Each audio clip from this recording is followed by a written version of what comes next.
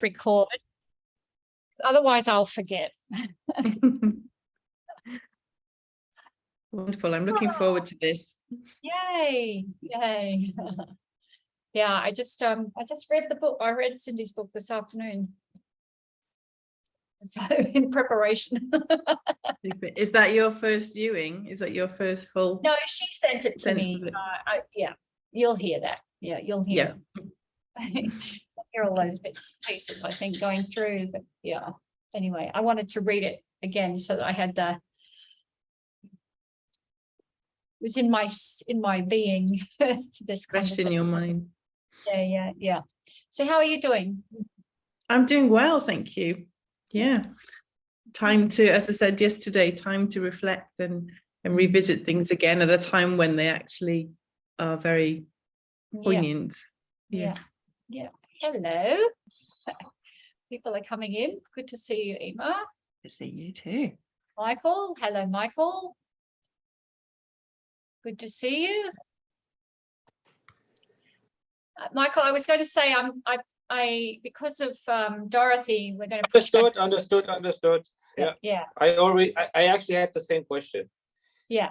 So when do we do it then? The week after, or? Well, you tell me what works for you, but if the next week works, that would be great. Yeah. Hold on, let me just check right now. Yeah.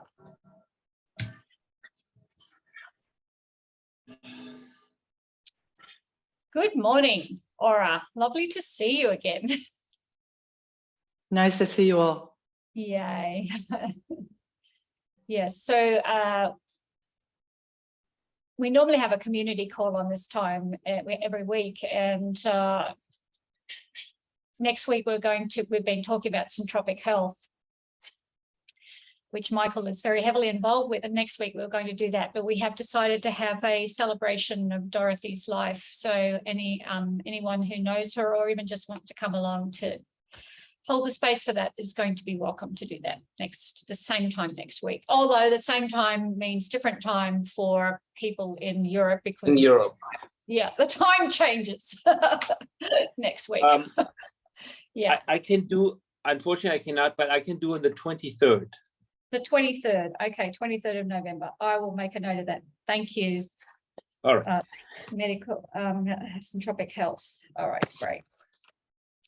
Good morning, Colleen, on holidays. Good morning, everyone. And Cindy is coming. Yay. It's always good when the guest shows up. Good morning, Cindy. Christine, how are you? Yeah, I'm really well, thank you. Yes, and very privileged to be in the presence of a newly published author, which is a massive, massive accomplishment for anyone. So we'll wait a couple more minutes. We had about 26 people registered. So we'll see how we go with people showing up. We have had one apology and someone registered from the United States, which is like that crazy because it's in the middle of the night there. But anyway, we'll wait just a moment. See who, here comes Hank. See who else shows up for the call. I was just saying to Rachel, Cindy, I just went through your book again, lucky me.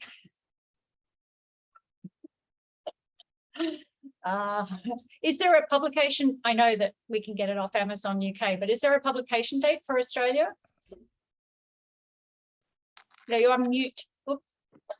I think it is in Australia, actually. Oh, there you go. All right. I had a friend ask me about that yesterday, an Australian friend, and I just Googled it, and it just seems to be in quite a few Australian bookstores. Right. Yeah. Okay. All right, good. I got my Christmas shopping done.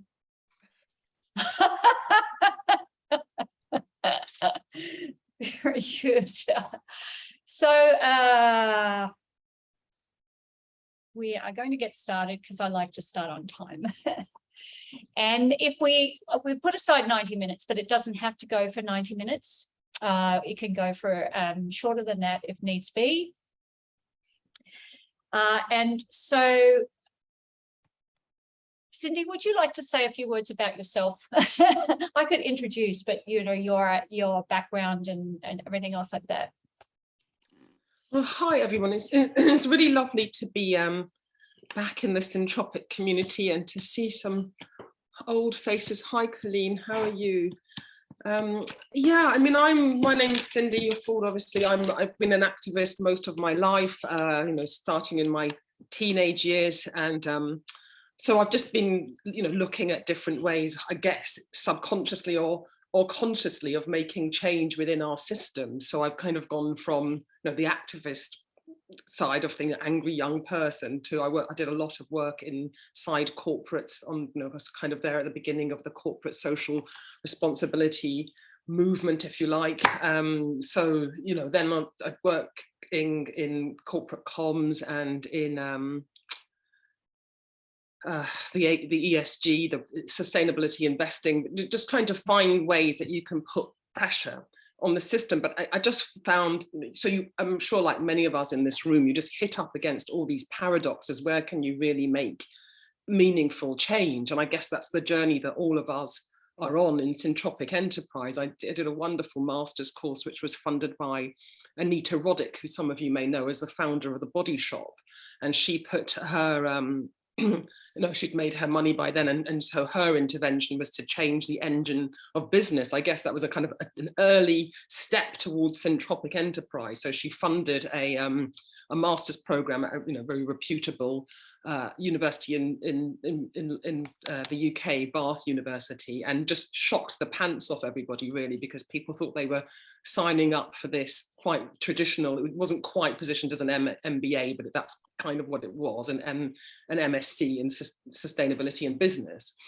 And the absolute core of that, I mean, we learned so much about, you know, Earth systems, of course, but the core of that was who you are and where can you make change from. And a lot of people had their companies pay for them to go on this course, and by the end of it they all left, including me, because it just, you know, that it was the work was on yourself. Who are you, and where can you most effectively, what can you use that you carry in your pattern integrity, if you like, in your core self, that can make you an effective change maker? And are you trapped in a system that isn't right for you to be making change in? So, you know, I certainly felt that by this time I'd seen this whole corporate sustainability movement be co-opted by the very, so at the beginning there was this window that you felt that change could happen here, but by the time that the corporates had taken it over and put all this money into the spin, if you like, and I think some genuine work does happen in corporates, but for me it just felt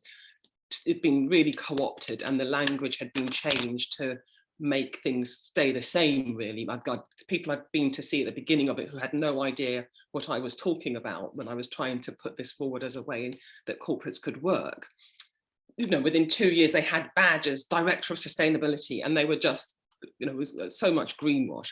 So, you know, I left and did other things. But and what the seed of that course was really, this is crazy. We're spending all this money on fixing things after they've gone wrong, on sticking plasters on disasters, if you like, instead of actually enabling human beings from the word go to think and behave and act and be educated, really, in line with Earth, in Earth's natural system, so we don't do any of these unthinkable things. As Christine's brilliant article, Beauty of Beginnings, last week, it's a profit by hurting, really. We teach people to go into businesses to make a profit by hurting somebody or something else. And it's just a really insane way to operate. But we're in all our school systems, which were set up post Industrial Revolution, were designed very much to train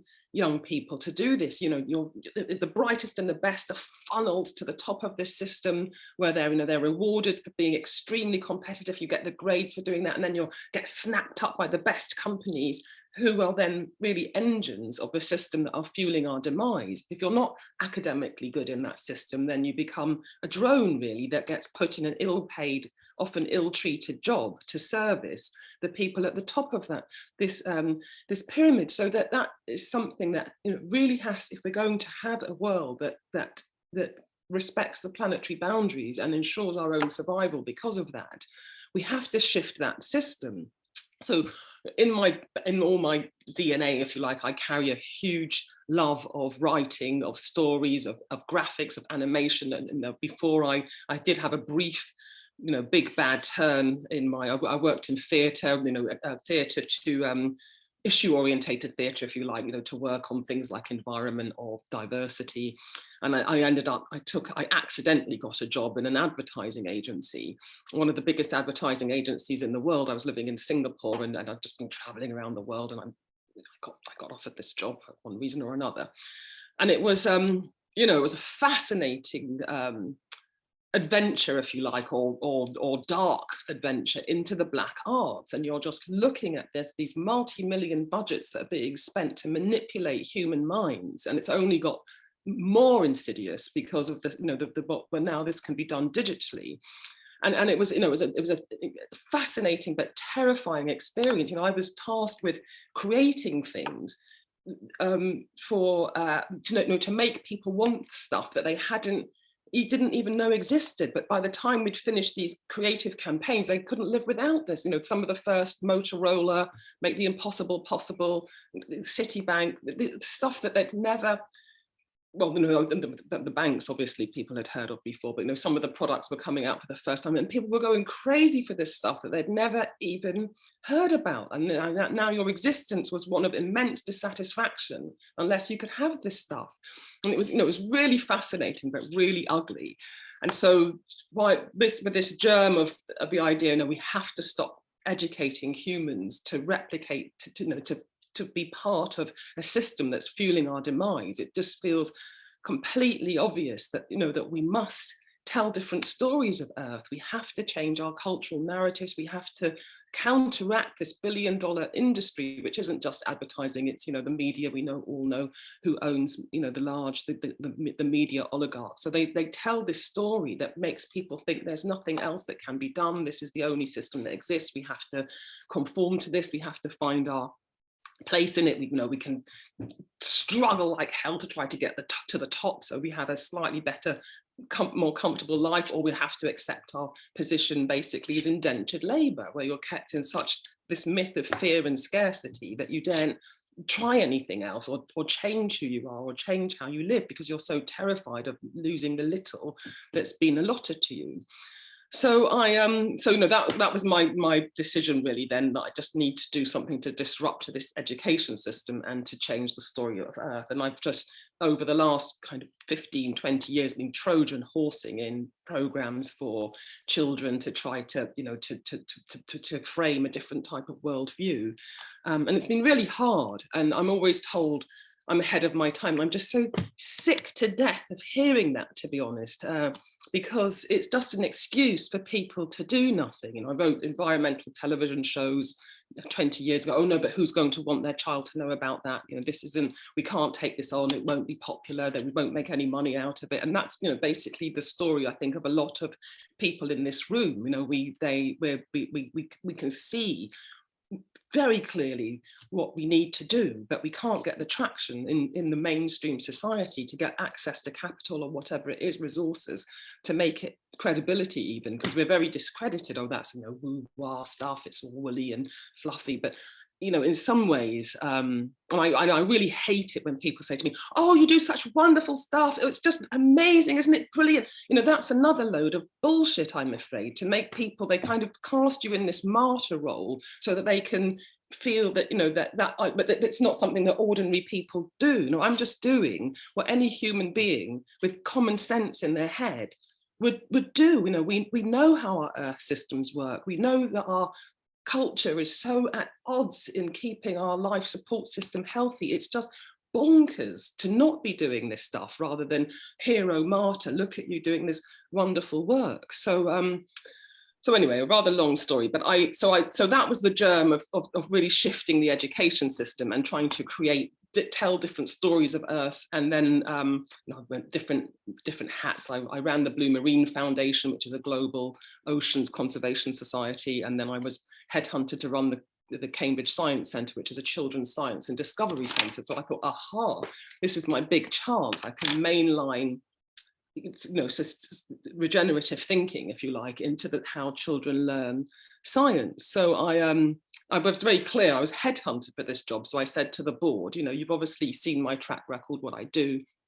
You wouldn't be asking me to do this job unless sustainability was very important for you. And they said, and I said, science without sustainability is like fiddling while Rome burns. So they said, oh, yes, whatever. And then I created these programs for them that was putting Earth at the center of how Cosmos, I called it, how children learn science. But these were guys, and they were all men, who had made huge amounts of money in Cambridge out of that tech bubble in the the 90s. And so now they were the big philanthropists doing their little bit, giving back to society. But basically they believed that science and tech is important for children to learn, not because it can teach humans to live in balance with the planet, but because it can help them to invent unicorn. These guys that they hover in Cambridge, because they're attached to the Cambridge University, hover over the Cambridge tech departments to see what the tech call. Cambridge has got its moniker now, Silicon Fen, because so much tech innovation comes out of Cambridge, but they hover looking for the thing that they can scale into the unicorn. I think you probably all know what unicorns are, the billion-dollar companies. So the thing is to use STEM to either to accelerate the growth of these high scalable companies, which really are just making people use tech. Tech can be absolutely brilliant, but the way we apply it, it's like watching a deranged child smashing up a Dresden, using a Dresden vase or something as a, as I don't know, it's just so inappropriately used that the incredible things that we can do with it are applied to really quite inane things or destructive things. So it's not the tech that I have the issue with, it's the application. So these chaps, their vision for STEM science being important is to underpin a healthy economy, because you'll get some of the science-enabled kids will scale unicorns, and others will be the drones that enable these companies to function. And there was no place. So when I started to say to them, hold on a minute, we need to change this model. They just couldn't get it. They were, no, this isn't what it is about. This is about enabling people to grow the economy through science and technology, and it's not about. And I said, well, what did you hire me to do then?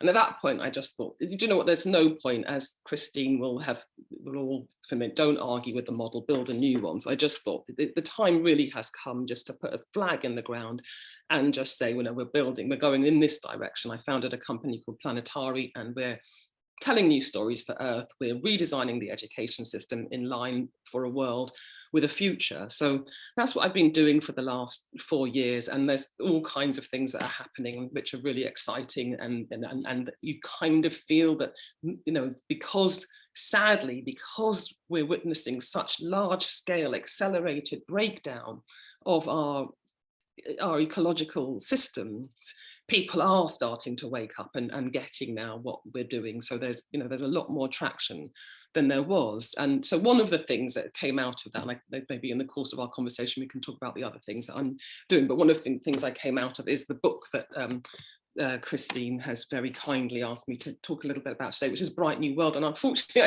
would hold up a copy, but I don't have one because I went somewhere and I left it there. But I can show you, I can share screen and show you some of the things. But it is, it's a big, bright, beautiful book, which is designed. Christine, could you enable me just to share screen?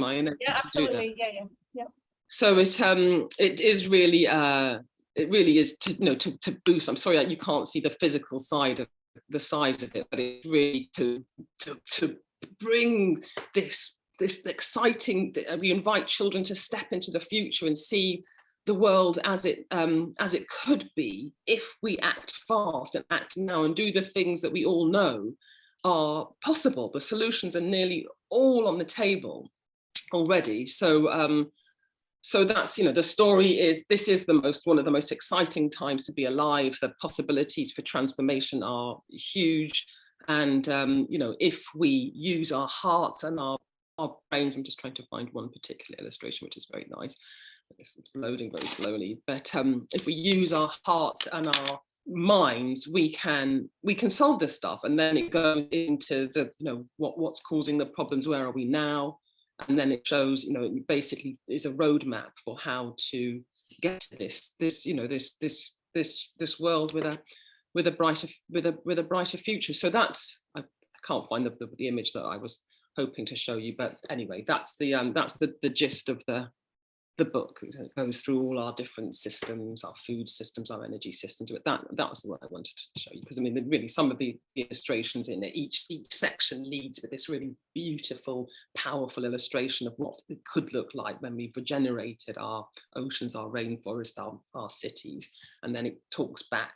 So we're here, it's talking from the future. Here we are now.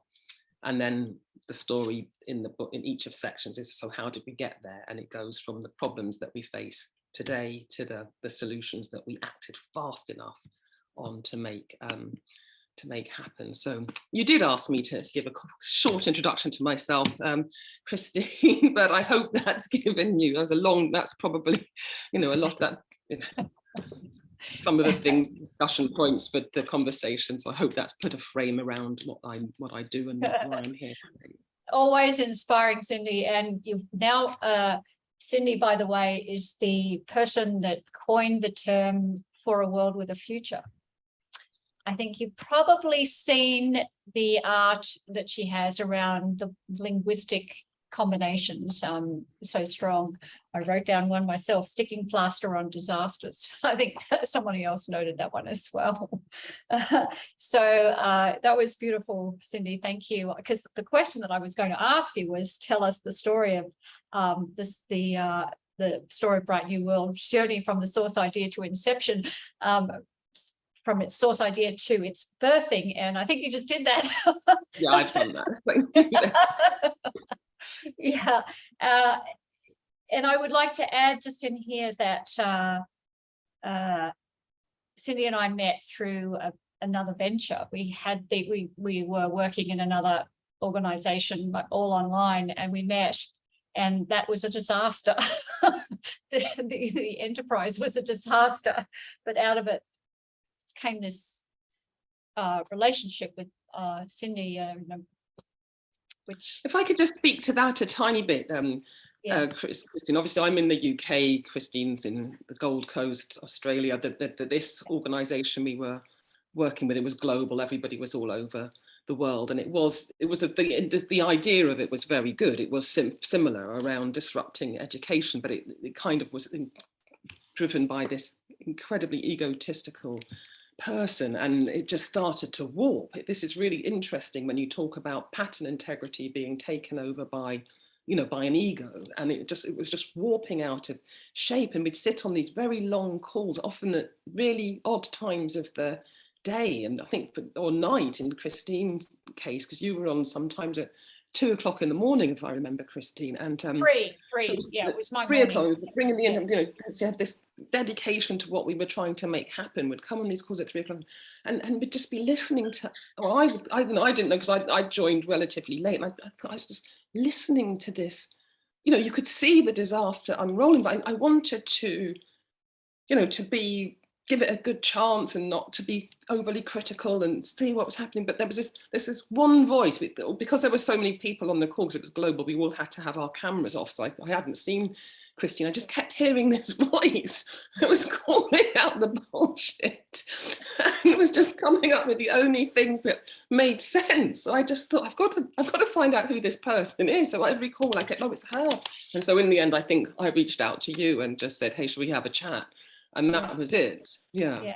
And then when it all fell pear-shaped, Cindy and I made it was just spontaneous, but we would speak every week, and we did that for quite a few years.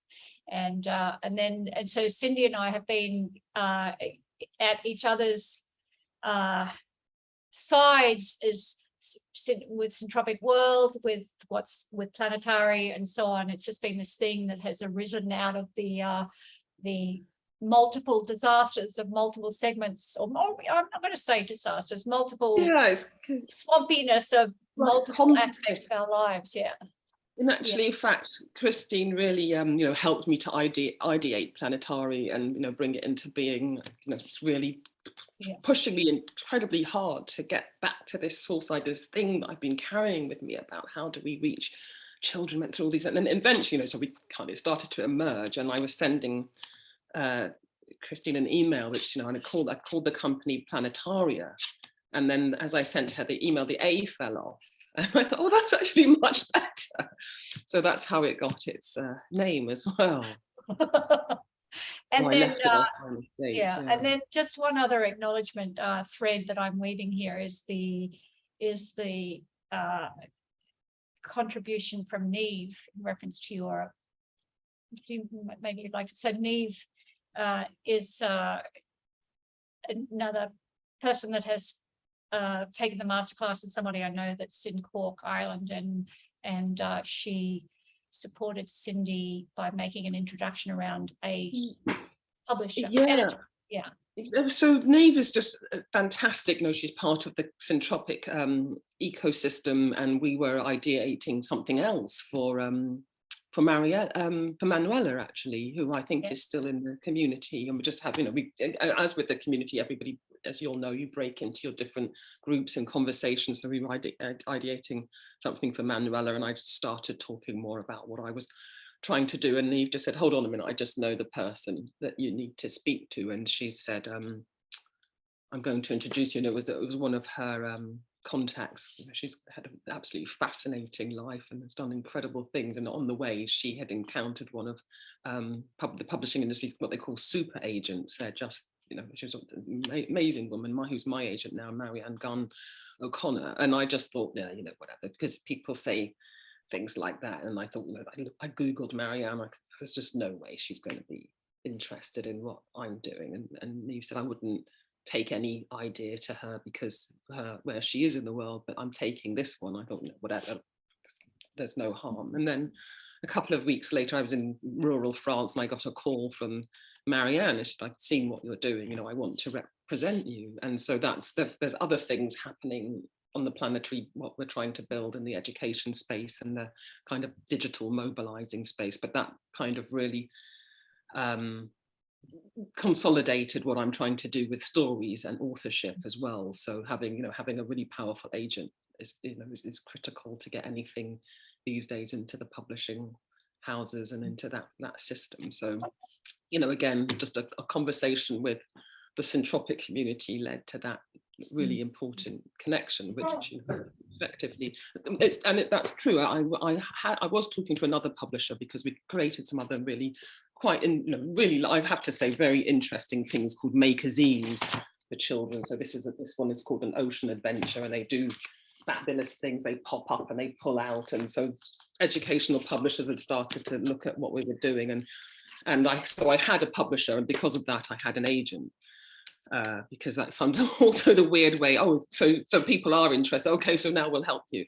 And but when Marianne came along, she just said, forget all of that, that's just not going to get you where you want to go. And they were already trying to change what I wanted to do into this thing, and which I didn't like at all. And but I was thinking, oh God, I better go with it because it's my chance of getting out there. And then Marianne came along and said, you just don't need to do that. We're just taking all that off the table and we're starting again and we're going out like this, which is what we're now doing. And it's so much better and so much more alive and so much more genuine and authentic than the stuff that the publishers are saying, oh, our books are this shape and size, therefore you're going to have to write something that fits this, and this is how you're going to have to do it. And it had nothing, it would be good, but it wouldn't be the thing that I really think will have the impact to get this message across. So, somebody who believed in the pattern integrity, in staying with a source idea because she came through the connection, that is what the Syntropic community is so much about. So yeah, that was very powerful. Yeah, thanks. And that's such a beautiful story of the power of holding that, even against, and Cindy and I held often on our weekly calls, we railed against the world often, but we also held each other up. And because it's you used some language earlier about someone being called, you know, ahead of your time, and you're so sick of that, and et cetera, et cetera. The truth of it, though, is that ahead of our time has to stay the course. You have to stay the course, and we have to hold each other up as we stay the course, as we make ahead of time, as we have time catch up. And so, but maintaining the pattern integrity, Cindy, around what you're doing, because when we start to chip away and compromise, you're going to end up with not what you started with, not the purity of the source idea that you held, and that that crushes spirits. It doesn't have the animation and life attraction. So it's so exciting to see that you have the support of somebody who has that same vision and has clout in the publishing world that always counts for something. Yeah. Yeah, So absolutely. yeah. No, go ahead, Chris. No, so what we're going to do, and I'm just looking at the time, I'm going to ask I'm just going to sort of a couple of questions that I had that sort of jumped out of me, but then I will open it up, because we've got a small group. We'll open it up for people to ask Cindy questions themselves. One of the things that I loved that you wrote about in Bright New World was artificial photosynthesis. Like this is and then the statement, which was beautiful, the sun should be free. And just an FYI, that was a statement as well that Bucky Fuller, my mentor of over 35 years, he spoke to the sun being free for most of his life. But anyway, I love that you raised it, because it completely and absolutely flummoxes me at this point in time that photosynthesis, we haven't created the artificial version of that, because that we take light and turn it into energy. That's kind of what it happens. So is there anything you want to speak about that? You put it in the book. It was just like, I just stopped in my tracks when I saw that. Yeah, well, I can talk about that. I'll read. I found the right page now, but that's not. I'm not making that up. I'm here in Cambridge. In Cambridge University, there's Cambridge University is a kind of labyrinth of silos, if that makes sense. But a couple of years ago, they decided to bring everything together to put all the firepower of Cambridge University, whether it's the engineering, the chemical engineering, bioengineering, history, behind solving. They called it Cambridge Zero, so the focus is on reducing carbon emissions, which it could be a lot broader than that. But anyway, that's really good. So I'm in contact with Cambridge Zero, and the stuff that they're doing is really phenomenal. And one of and it's not just in Cambridge, there's universities all over the world and research labs all over the world doing this incredible stuff. And one of the things, so I went down there, talked to the different labs and different people doing things. And one of the things they're working on is artificial photosynthesis, which is just creating energy directly from the sun. And it's they've got it working on a very small scale, but these are the things with the research and investment that could really be accelerated to be gain to change how we live on Earth. So if that's the page that you're referring to, I'll just share it and I'll read that little bit, if that's okay. Can you see my screen now? Yes. So it's the section on superpower. I think I put it here. Yeah, in your time, producing energy often means damaging the planet, because we're speaking from the future here. But if you work together, you can have a future like this, showing all the fantastic things that we're generating. We had a huge celebration all around the world last year and got a new international holiday, Sunday. It's to commemorate the day that almost all power on Earth now comes directly from the sun. We had solar power stations for ages, but the breakthrough came when we finally got artificial photosynthesis right. This means we can make liquid fuel directly from sunlight. All our vehicles can now be transitioned to run completely on sun. That's what they call the new fuel. We don't need to mine rare minerals for electric vehicle batteries anymore. We're turning the mines into nature reserves. To move my box here. The sun, this sun is powerful enough to drive heavy vehicles like trucks, cargo ships, planes, and rockets so that we can phase out biofuels and hydrogen. Since we've had so much energy to go around, we've had a much more peaceful world. We've cleaned up the oceans, replanted the forests, and education and healthcare are free, almost everywhere. Far less people get ill and climate change has stabilized, so there's more fresh water to go around. The new photosynthesis technology is portable and cheap, so everybody agreed that sun fuel should be free. It's funny, when you don't have to fight over something, you get much better at sharing. I wrote that. So many of our wars are fossil fuel wars, aren't they? They're resource wars. So yeah. I love that. I see your hand, Rosh, or I will just, I'll come to you in just a second. The other thing that I just wanted you to comment on, there's two things that, there's actually a lot, but I'll just do these ones. You wrote the business model of a 10-year-old mobile, you wrote that our mobile phones, at least we have for at least 10 years, and then it gets recycled. And the question that I had, which was kind of like Christine being provocative and, what's the other word? Not just provocative, but a leading question. I think it's a leading question, just to be transparent. The business model, what is the business model, Cindy, for a 10-year mobile? In actual fact, what also is the business model? This is the bit that I love, for the sun being free. And I'm not asking you to answer that definitively, but I'm going to leave that for the this syntropic community to work out. The business model for the phone was, because we always talk about phone contracts. I hate that bloody word, phone contract, which is stitching you into these, these contracts, which are basically working out how to, to get, you tied into something that's so I changed the idea of the contract. So the contract that when your phone comes, it comes with a contract that says it won't harm the environment and it won't harm people in the making of it, because you'll probably all know the ghastly business of making mobile phones, the child labor in the coltan mines, when they're sent over to China, there's basically factories where people are locked all day doing one thing to make this mobile phone, and there's just so many awful things that go into it, even though the tech is brilliant.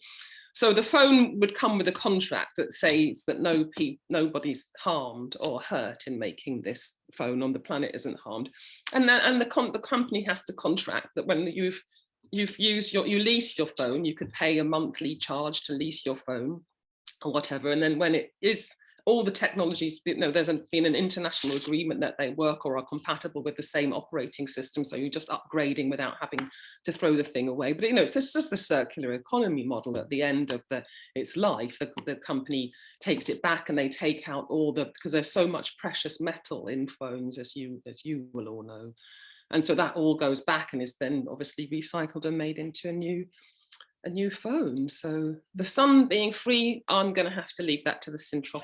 That's a syntropic challenge, but I'm sure. And the final bit that I just would like to, you have a section in there about girls and education and girls rising, and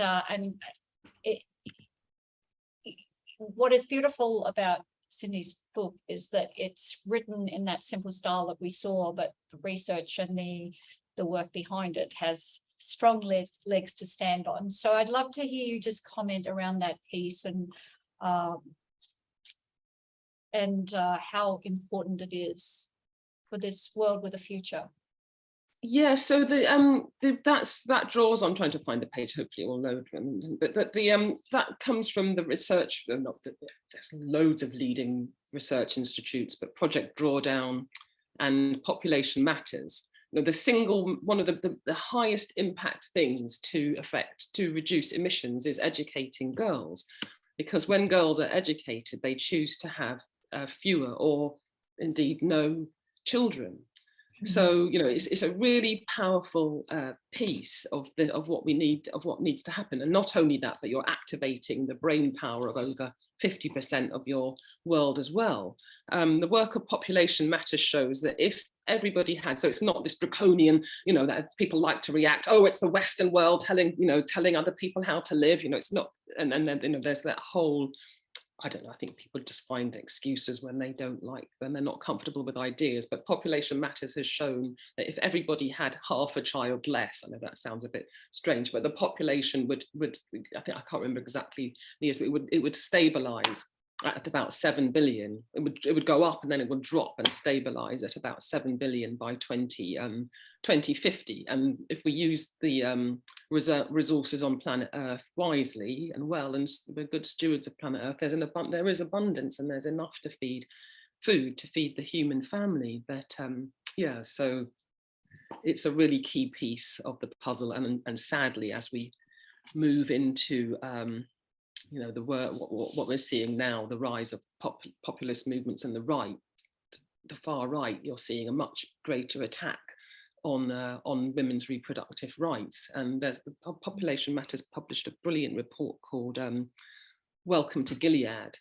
And it just looks at over the world, not just Roe versus Wade in Hungary, in Iran, where as the, you know, as people, there's all horrible triggers, the replacement theory, you know, we have to have our white women having babies or we'll get replaced. We have to have women subjugated because if we don't have enough people, then the economic model is based on having more humans buying more. So, you know, it traces this whole pullback on women's rights as we head into this resource scarcity that is being exacerbated by climate change. So, yeah.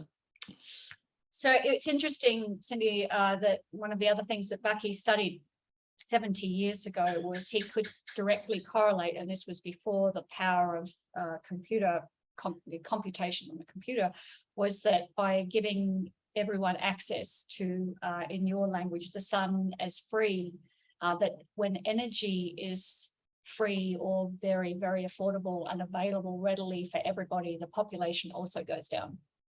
And the education goes up. Population goes down, education goes up. And so, and those pieces are correlated very directly. So that was one of his findings. I am going to open the floor, and Rosh, you have been sitting there patiently or, with your hand up. So please, if anyone has questions, you can either raise your hand, I'll note them, or raise your artificial hand in the screen, whichever works for you. First of all, Cindy, it's just so wonderful. Your undying, effulgent way of communicating is so spirited and it's so enriching. It is enriching on a human level. And I really thank you for that, because just listening is provoking all kinds of new thoughts and new ways for my own sort of cellular explosion of intelligence. So I thank you for that. But in the process of it, I have not read your book, but in the process of listening to your comments and your life story and the way things are going, I come to a perplexity that has been scratching me for a while. And it is this. I know with Christine, we've talked about the source idea and the pattern integrity of various and sundry things, but I think the pattern integrity of our social systems are corrosive. They're not intended to be sustainable, or I should say they're sustainable in the way that they are corrosive. And so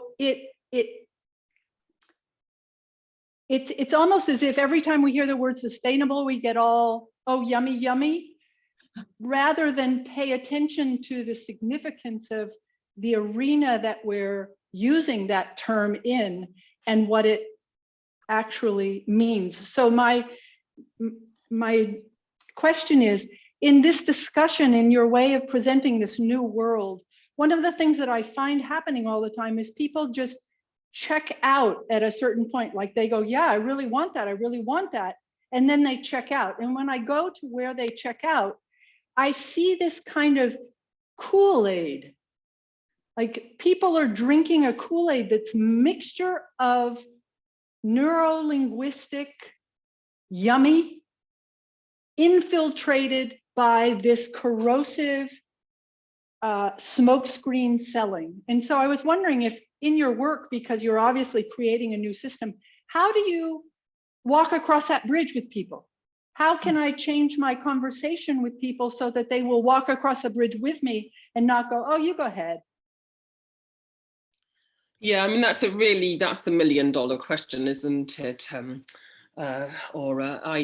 mean, I think we're not, no, remember, I think it does come back to focusing on what you can do, not on what you can't.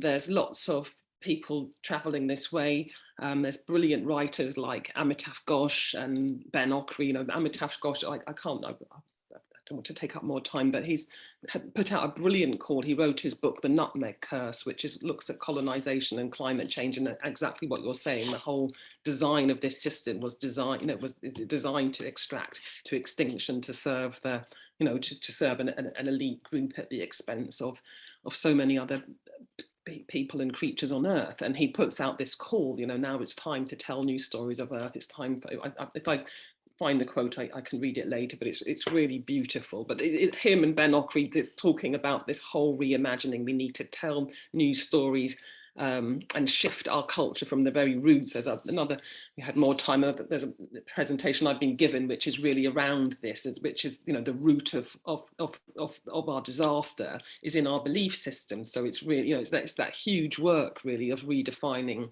our belief system. So as a story, and in Amitav's quote, he calls out, you know, it's the moral urgent, you know, obligation almost, and the urgency is so acute to everybody who's in the business of telling stories, whether it's film, whether it's writing stories, whether it's poems, whether it's anything, you know, whether you're the directors, the marketers, the librarians. I gave this talk to librarians. You know, we have to shift this narrative at the roots. And that's where I think the work, you know, that's the work that I'm writing a children's novel called Star Riders. I'm doing other things, but that's, you know, that's the. We got frozen. Cindy's frozen. Frozen in time and space. We'll see what happens. Did you get the name of the book? That second author? Or Oka? Ben Okra. Ben Oka. Yeah. Oh, Cindy, my dear. Don't you hate that? I think it's Ben Okra, yeah. An African writer, I believe. Yeah. We're just going to wait for a second. Oh, she's gone. She'll come back. She'll come back, and then I'll get Michael. You have a question, and Nikki, I see you have a question as well. And it's lovely to meet you on the call. Everybody else is part of the Syntropic community, so welcome. It's good to have you here. Let's see. Then that's it. The Famish Road. That's the right spelling. I'm just seeing it in the chat, Colin. And thank you very much for doing that, for doing the research for us.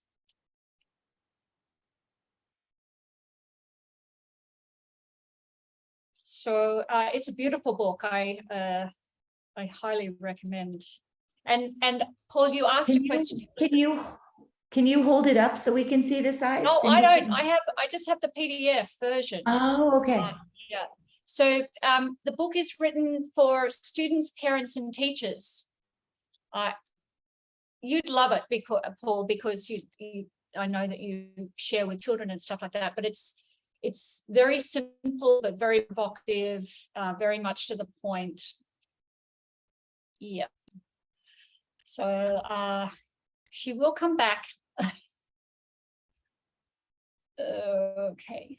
Any while we're waiting, anyone got any comments just to add? Yeah, I started to read the book, and it's really interesting. And guess what? I was also planning, and I had even a chat with my grandchild. She's 7, to write a book about the future, but then through the lens of children. And she is going to paint pictures about that future.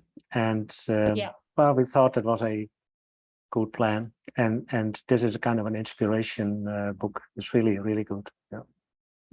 Nice. Yeah, it's just beautifully done. I have Yeah. the earlier version that Cindy held up of the magazine,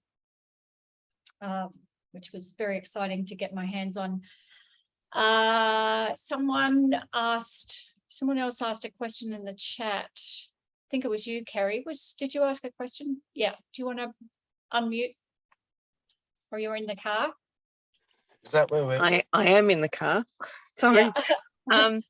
I went onto the link to see how to purchase it, and it didn't seem to be available in Australia. Can we get it here, or Yeah, if we could ask that? yeah, Like, so- it's just epic. It's so good.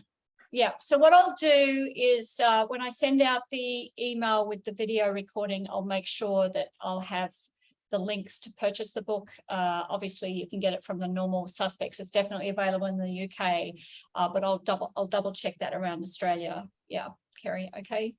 Yeah. I don't know where she's gone. Anyone else got comments or anything else like that while I think she must have had to reboot her computer or something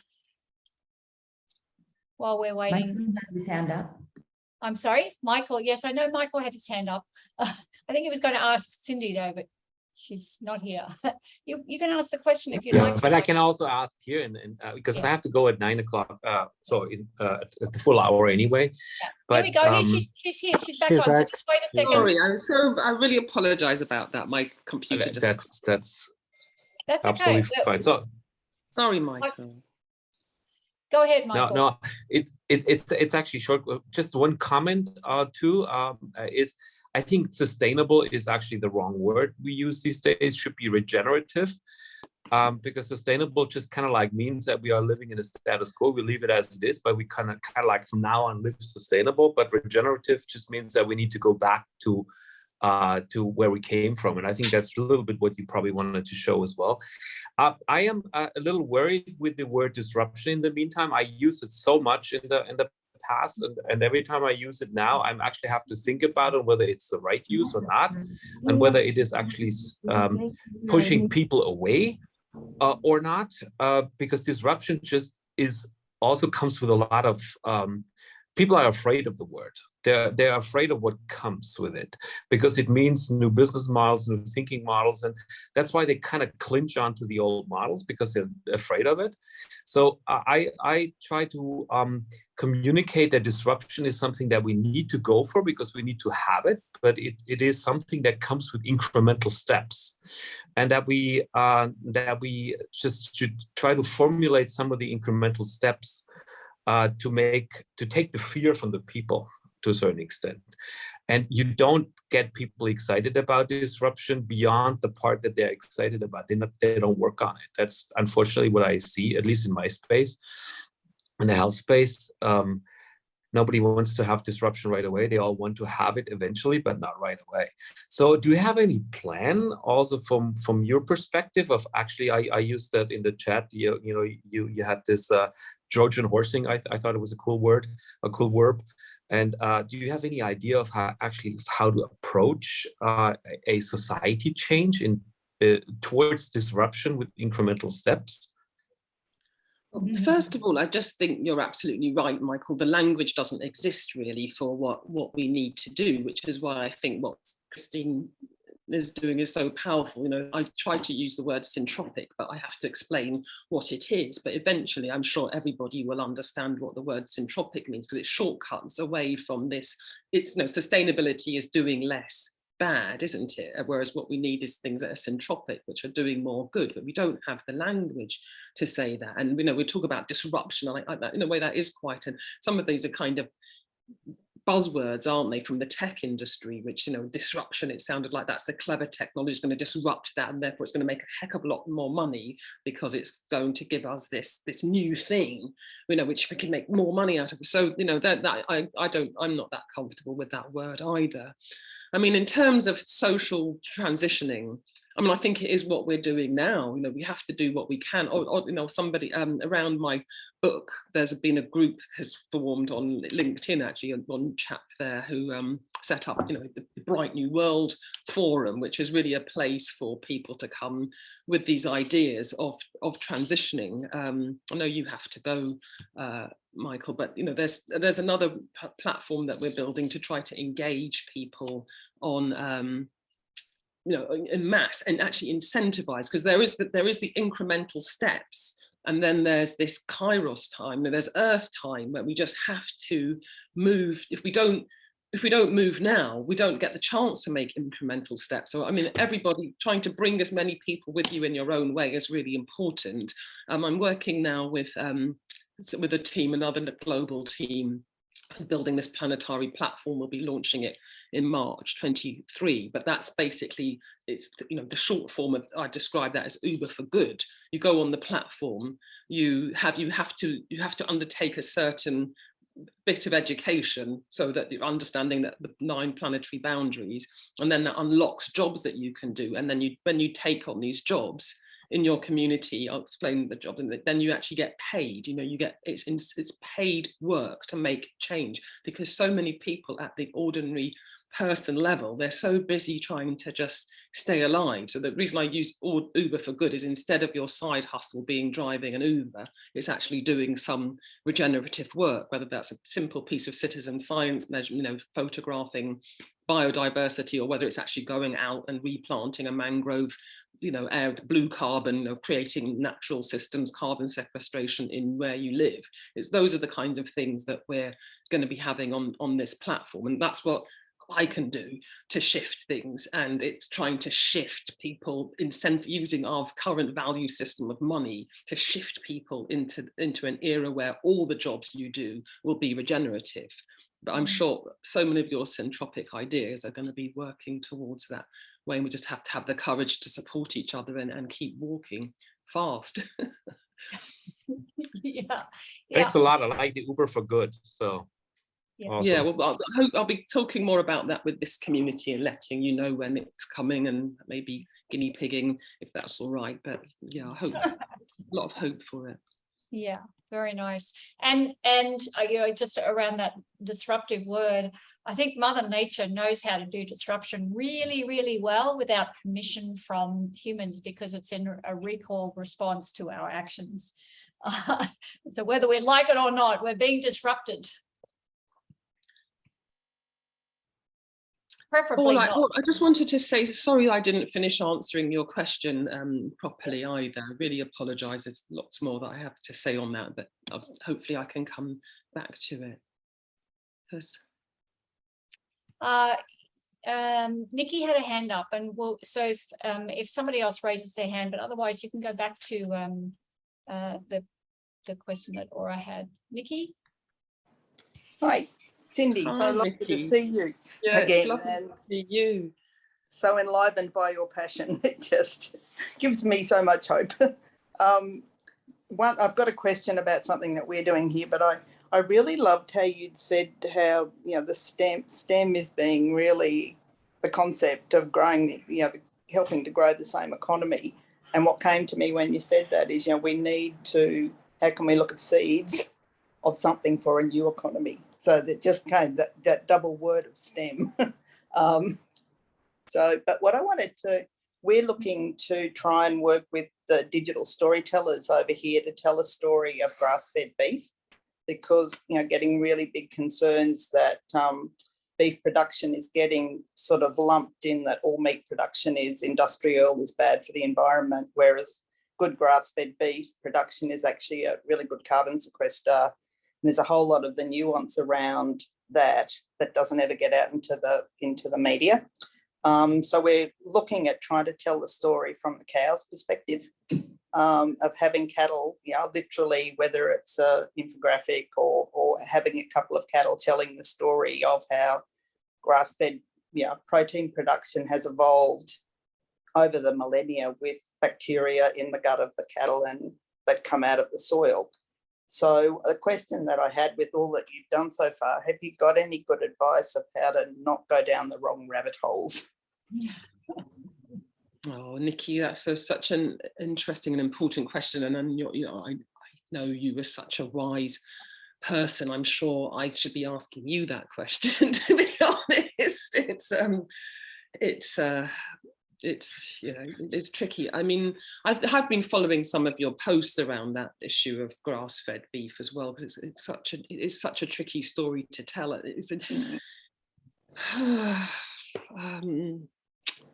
mean, if that's what you've decided to do, you want to tell that story, and it's clear and the facts are clear, then I think tell it, but do be aware. I mean, it's a really tricky issue, isn't it? I mean, even I'm thinking, I know grass-fed beef can have its benefits, but it's also the amount of land that you need. If everybody was eating grass-fed beef, that we still wouldn't have enough land to do it. So I just think, be aware of what objections people are going to say, that's coming from somebody like me, who I can totally understand what you're doing, have a clear answer for those. But if you really believe that that's a strong story to tell, have the courage to tell it. But you might find that everybody's not going to. I mean, certainly in my case, not everybody agrees with me and what I'm doing, but I just keep telling my story.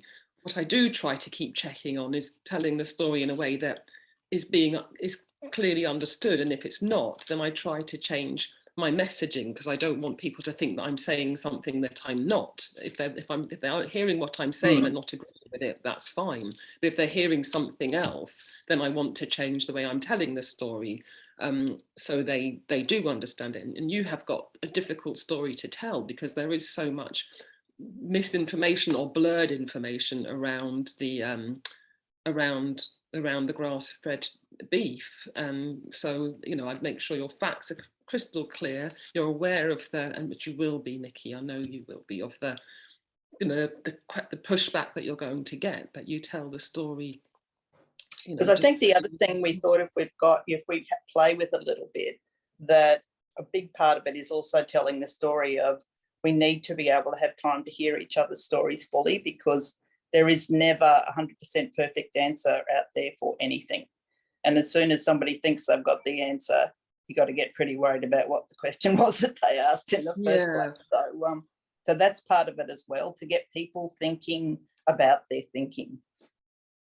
Well, I knew that you would have the answer to the question, a better answer to the question than me, Nikki. So I think you're absolutely right, and creating space to do that in the least confrontational way possible, because people get so emotional about those issues, don't they? So, and you're extremely good at that, creating those safe spaces to hear other people's stories, even if you don't think you're going to agree with what they say. It is important that all the voices are included, and somewhere in there lies a collaborative solution.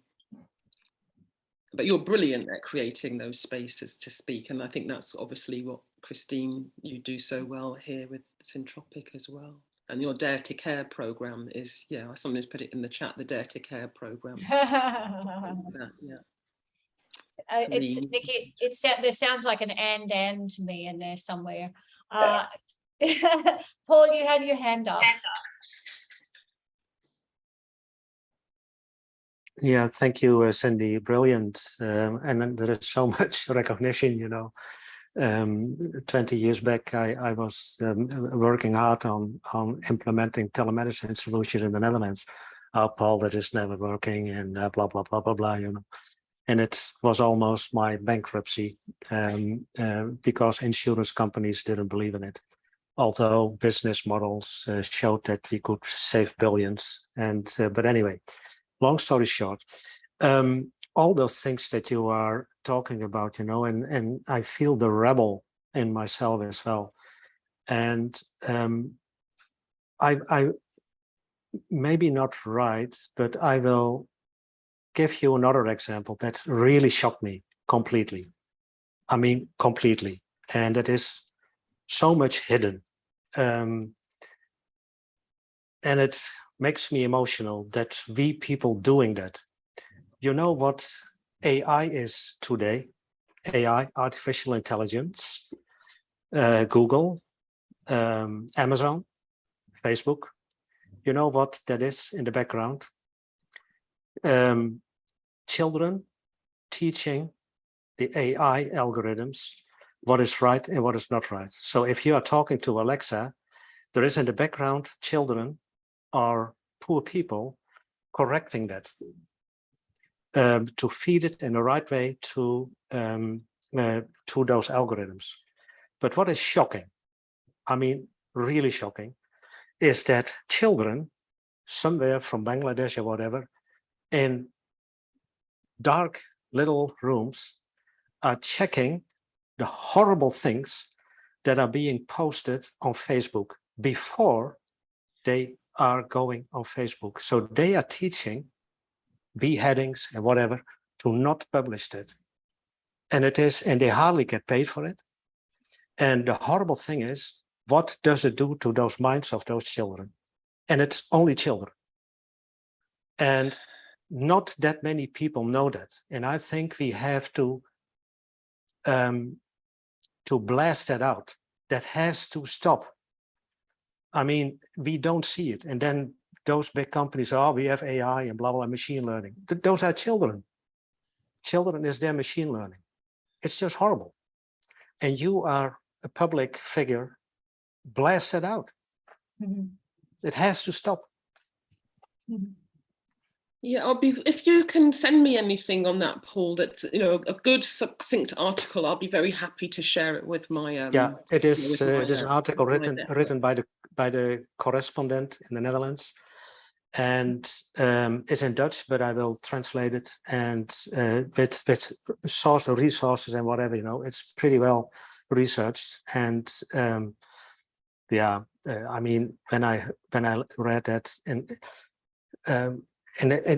specifically this is about children, and if we are doing this to our children in a hidden way,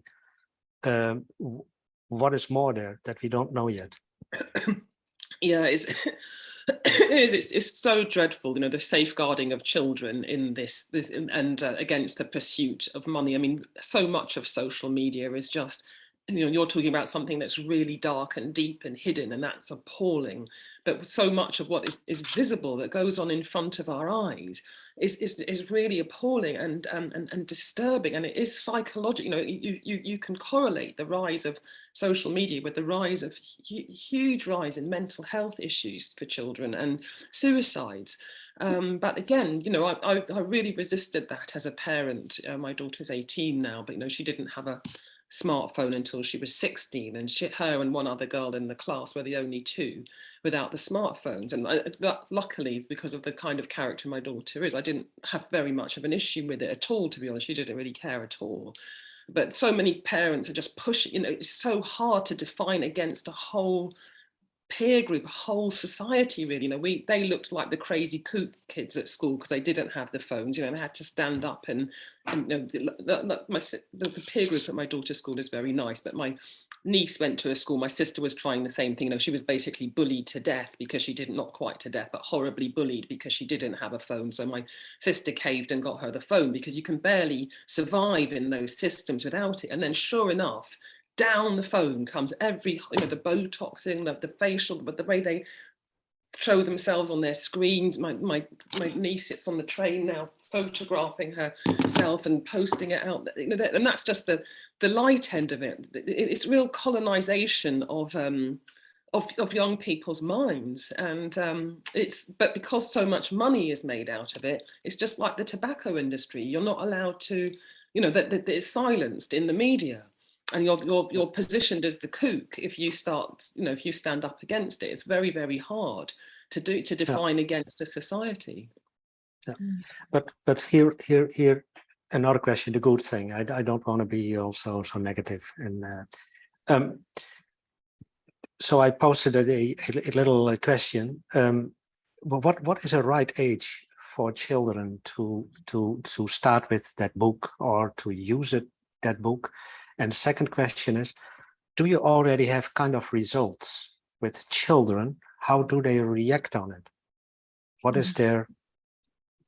So the reading, the guided age for the book is 7 plus 7. No, so we're saying 7 to 107. There's, you know, as I say, there's an adult book group that are using it as this roadmap to to how to transition, what things would systemic things would need to change. And the book only came out last Thursday, so I haven't had much time to collate any. But then there's younger children using it. This weekend I did a series of workshops in my community in Cambridge, because there was a fantastic event called Let's Go Circular right at the heart of the shopping mall. There's a change maker in the mall who's now managing. Well, she just wanted to ping this thing in there to see if she could help, and so she asked me to come down and do some workshops around the book, which I did.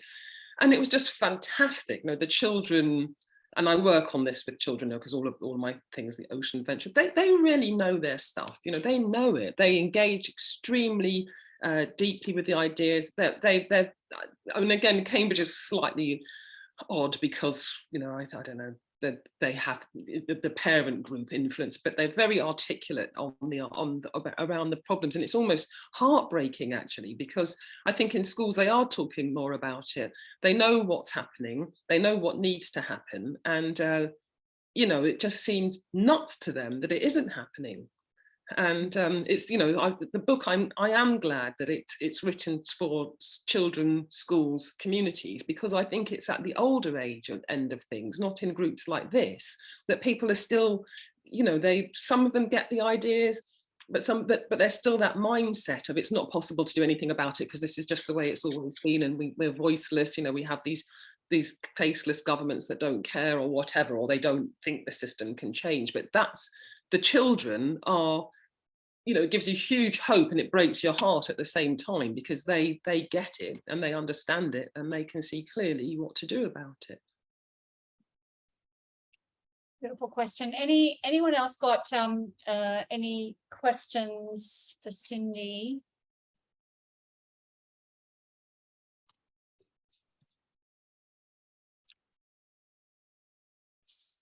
Oh, Colleen.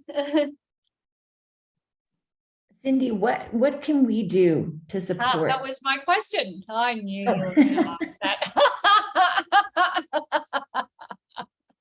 Oh, thanks so much, Colleen, for asking that question. I mean, the book, I hate the self-promotion element of things. I've written the book to get a message out. This is the world. There's a book has come out from the Johan Rockström, as some of you will be familiar with it. It's just come out. It's called Earth for All. It's Johan Rockström and some of the people at the Stockholm Resilience Centre, the Club of Rome. And it's called a handbook for the survival of humanity. And it's obviously a very adult book with tons and tons of scientific research. And my book's being picked up by adults who are saying, this is the roadmap. It's simple, it's got bright colours in it, it's got lovely pictures, it makes us feel happy, but still it's got the gravity to be really telling us what to do. So I have genuinely written the book to be a tool for all of us in our work towards systemic change. So the best thing that you could do to support me is help the message get out there. And I don't think that anybody should be ashamed of making money out of their work, because God knows we've worked for nothing for a very long time. But the contract that I have on the book, I barely make any money out of it. I was paid to write it, and if it sells gazillions, you start to get some royalties. But I won't make and I don't really care. The job of the book is to put the message out. I'm just saying that because I have a real personal issue with self-promotion. But it is a message, and it's been packaged in this big, bright, beautiful format, which hopefully doesn't shy away from the problems we have, but does give this roadmap for how we can solve them. So if you can help spread the word, that would be great. And I'm hoping to develop some educational resources around it. Well, I've got a workshop around it. I'll be developing some more this is a slightly longer term thing, developing a curriculum around it, so that can go into schools or older age. But it really is, help me please get the message out, and I hope that it's a useful tool for you in your work to lay the foundations of this is where syntropic work sits in a world that looks like this. Yeah, well, and I liked what you said, that there are groups of adults even using it as a book to guide how can they take action. And you used a word earlier, citizen something. Citizen science, yeah. Yeah, citizen science, that going out and taking pictures of biodiversity and that kind of thing. really exciting ideas in there, because that's sort of where I get flummoxed, is like, okay, you know, I can go to the grocery store and buy this or that, but it feels like so little. And so I think that it really concedes some ideas of what more we could do. So thank you for that. Yeah, at the back of the book, there's some very simple ideas that you can do in your personal life, and then it maps it against, you know, if I do this, then this is the systemic change. This is this is how the effect that it will have. So if 100 of us do this, then this is the aggregate of that. But that's the platform that I'm now building with this tech team. So you get the book. You can see, okay, we could have a world like this if we do these things. You know, I can do these things in my personal life, but now here's an app in my hand that means that I can now put these into action by the citizen science, or I know where they need me to go and plant a tree or plant a mangrove or deliver some food that would otherwise be wasted. So that's the next step, really, is to have this thing that, you know, people ask, what can we do about it? Here, do this, it's simple, it's free, and you will get paid to take this, to do this work. And I can explain the funding model of that another time, but it's feasible to do it, and we're getting our investors, so yeah. Very good. And Cindy, I know how I can help you. Not only with the book promotion, but being able to stand there and say, buy the book. Buy the book. Go out now, buy the book. If you can buy 10 and give them to schools, buy 10 and give them to schools. Or 20 or 100, or ship them to somewhere else. Buy the book. Yeah. Thank you, Christy. There is no point being ashamed or shy of getting a powerful message out to create a world with a future. We got to stand on that. Yeah. So I think unless someone has got a burning question, I think we can sort of wrap up. Wow. Amazing. Maybe, Cindy, where can we get more information about this? So background, so what you are doing, maybe, I don't know if you have a site where we can go for the background research that you are doing. Maybe we can add stuff to that, so that helps you also, maybe. Yeah, I have a website, it's www.planetary.world, but that's going to be changing very soon because of this new platform that we're building.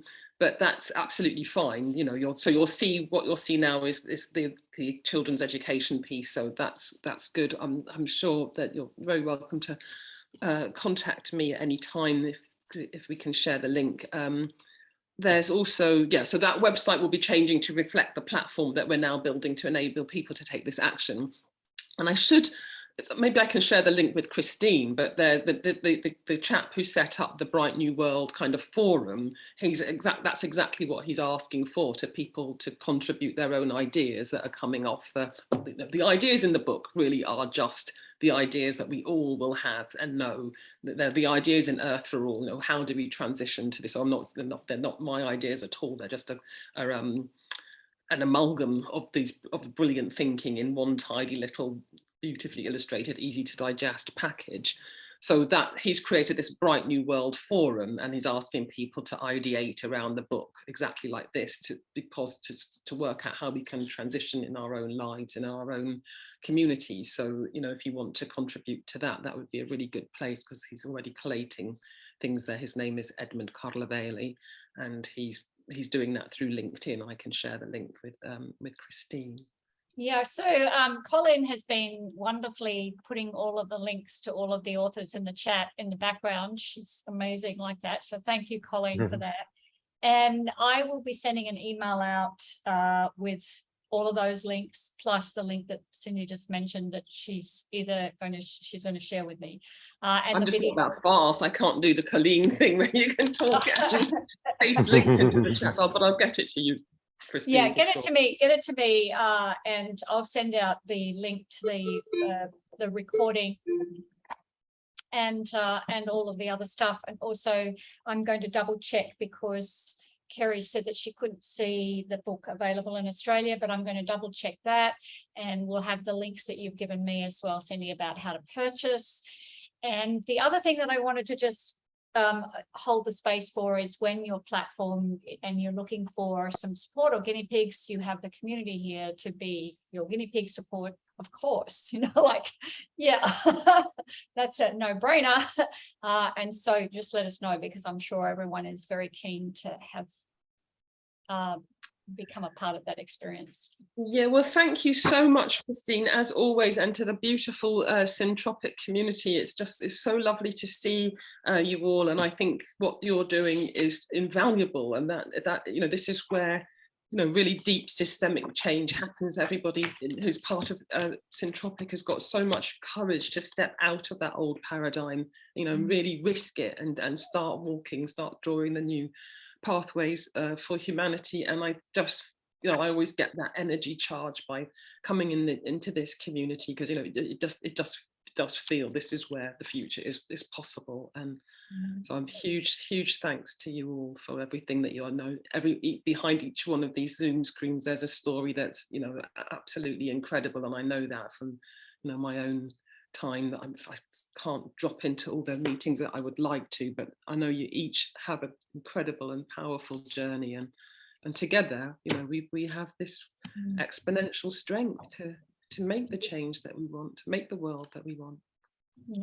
Well, thank you so much, and thank you everybody for attending, and what a beautiful beginning of a long journey with lots of many sweaty, hard hills to climb, but what a beautiful beginning. And I'm so happy to see that the first step of a lifelong plan is coming into shape. Yay. Okay, And you have thank our you back. so much, everybody. Yeah, thank you. All the best. Yeah, big love to everybody. Have a good day to those in daytime, and good night to us good nighters. Okay, bye-bye. Thank Bye. you. Bye. Bye.